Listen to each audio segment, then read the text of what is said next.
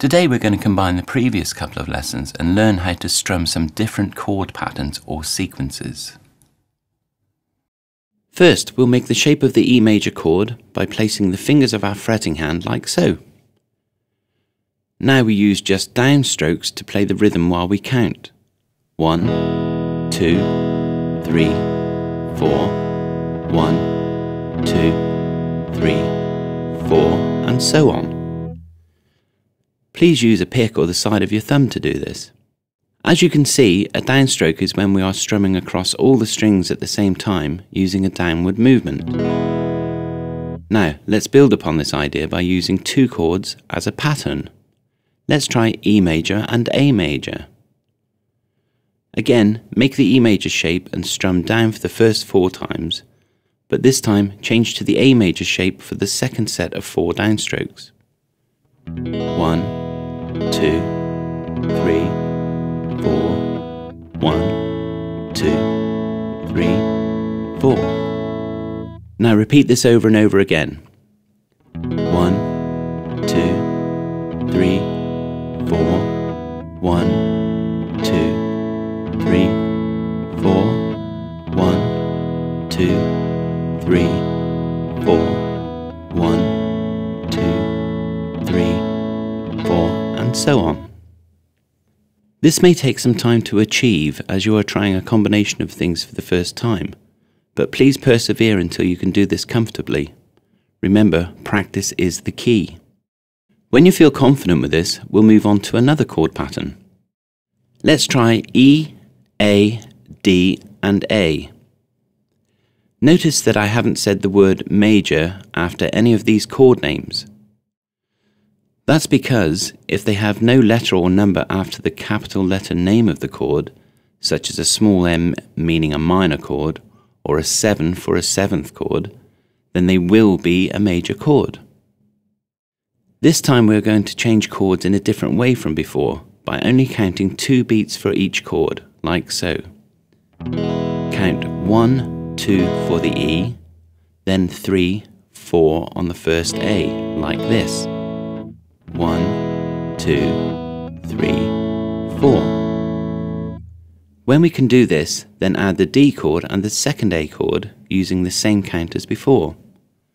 1, 2, 3, 4. Put this pattern together and it should sound like this. 1, 2, 3, 4, 1, 2, 3, 4. Once again, repeat this over and over. At this point, please feel free to choose any sequence of 2, 3, or 4 chords at random to use with these strumming patterns. You should, before long, begin to hear which groups of chords work well together and which ones don't work so well. Let's just refresh which chords you should have learnt from the previous lesson. We will have E, E minor, E7, A minor, A7, D, D minor, D7, G, G7, C, C7, B7, and F. By now we should be gaining some coordination between our strumming and fretting hands, and as this improves, things will become easier and easier for you. For the last part of this lesson, I'm going to look at upstrokes. This is when we strum in the opposite direction to the downstroke by playing all the strings in an upward movement, like this. For this exercise, we'll use just the E major chord again. Previously, we have played downstrokes as we say the number 1, 2, 3, 4, etc. Now we'll count like this. 1 and 2 and 3 and 4 and 1 and 2 and 3 and 4 and so on. As before, we'll play a downstroke on each number we say, but this time we play an upstroke every time we say the word and, like this. 1 and 2 and 3 and 4 and 1 and 2 and 3 and 4 and.